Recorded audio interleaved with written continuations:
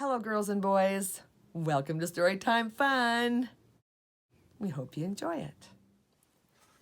Today's story is called Paddington, the original story of the bear from Peru, written by Michael Bond. Mr. and Mrs. Brown first met Paddington on a railway platform. In fact, that was how he came to have such an unusual name for a bear, because Paddington was the name of the station.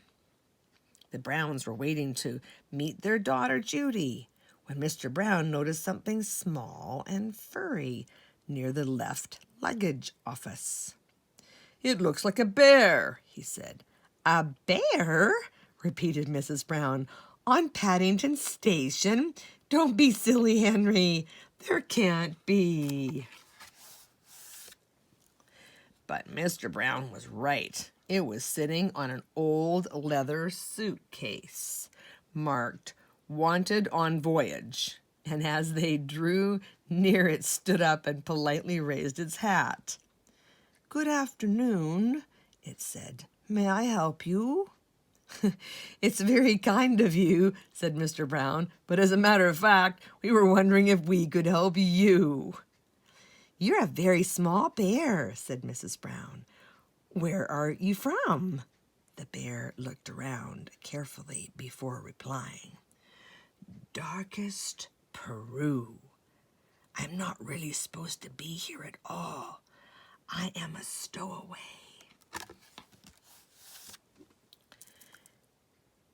"You don't mean to say you've come all the way from South America on your own?"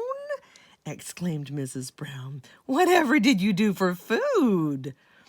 Unlocking the suitcase, the bear took out an almost empty glass jar. "I ate marmalade," it said. "Bears like marmalade." Mrs. Brown looked at the label around the bear's neck. It said quite simply, "Please look after this bear. Thank you."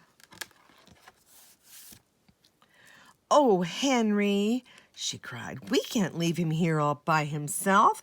There's no knowing what might happen to him. Can't he come home and stay with us?" "Stay with us?" repeated Mr. Brown nervously. He looked down at the bear. Would you like that?" he asked. "That is," he added hastily, "if you have nothing else planned." "Oh, yes," replied the bear. "I would like that very much. I've nowhere to go, and everyone seems in such a hurry." "That settles it," said Mrs. Brown. "Now, you must be thirsty after your journey. Mr. Brown can get you some tea while I go and meet our daughter Judy." But Mary," said Mr. Brown, "we don't even know its name." Mrs. Brown thought for a moment. "I know," she said.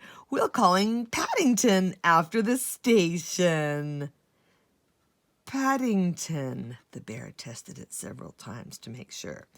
"It sounds very important." Mr. Brown tried it out next. "Follow me, Paddington," he said. "I'll take you to the snack bar." Mr. Brown was as good as his word. Paddington had never seen so many snacks on one tray, and he didn't know which to try first. He was so hungry and thirsty, he climbed up on the table to get a better look. Mr. Brown turned away, pretending he had tea with a bear on Paddington Station every day of his life. "Henry," cried Mrs. Brown when she arrived with Judy, "what are you doing to the poor bear?"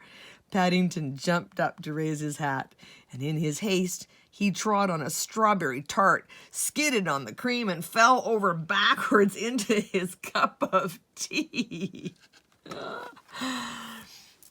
I think we better go before anything else happens, said Mr. Brown. Judy took hold of Paddington's paw. Come along, she said. We'll take you home and you can meet Mrs. Bird and my brother, Jonathan. Mr. Brown led the way to a waiting taxi. Number 32, Windsor Gardens, please, he said. The driver stared at Paddington. Bears is extra, he growled. Sticky Bears is twice as much. And make sure none of it comes off on my interior. It was clean when I set out this morning. The sun was shining as they drove out of the station, and there were cars and big red buses everywhere.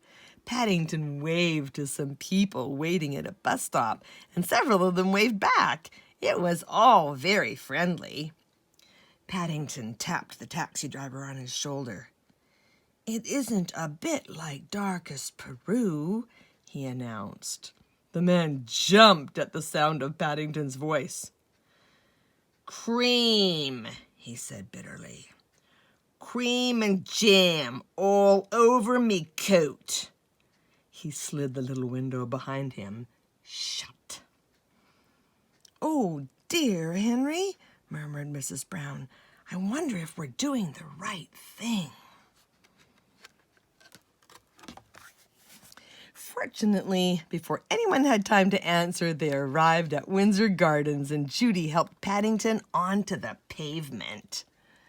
Now, you're going to meet Mrs. Bird, she said. She looks after us. She's a bit fierce at times, but she doesn't really mean it. I'm sure you'll like her.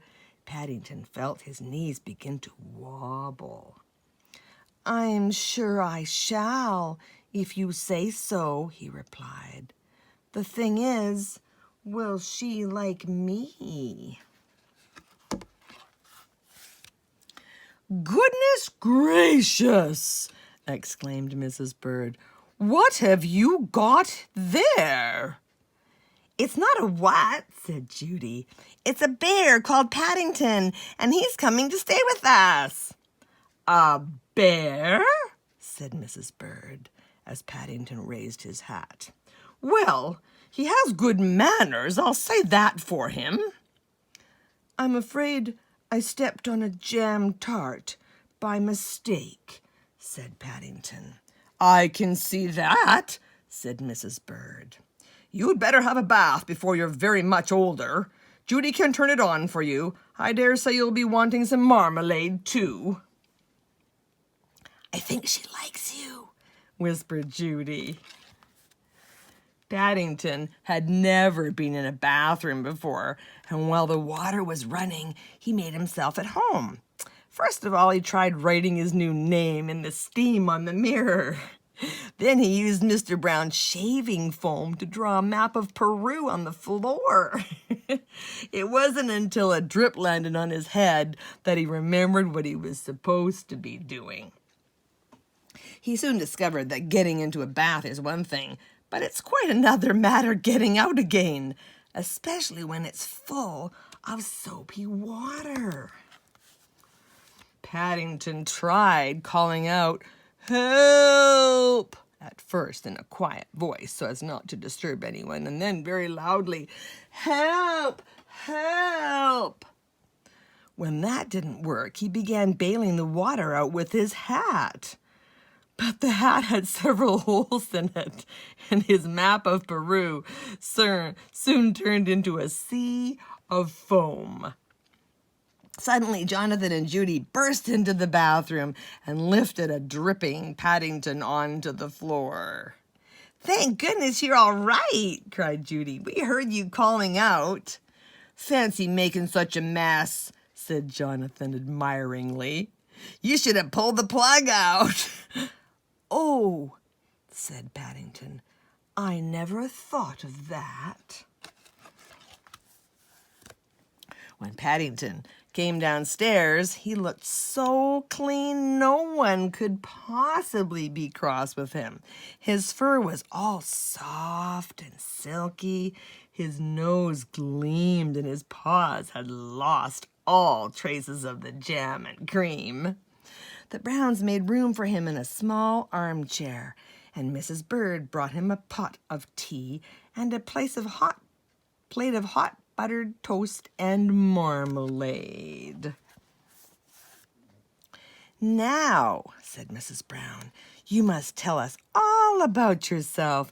I'm sure you must have had lots of adventures." "I have," said Paddington earnestly. "Things are always happening to me.